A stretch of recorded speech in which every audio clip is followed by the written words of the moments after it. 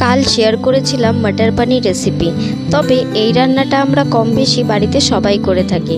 শরীর খারাপের সময় কর্তামশাইয়ের দ্বারা তৈরি এই রান্নার স্বাদটাও যেন হয়েছিল অপূর্ব, সত্যি অপূর্ব।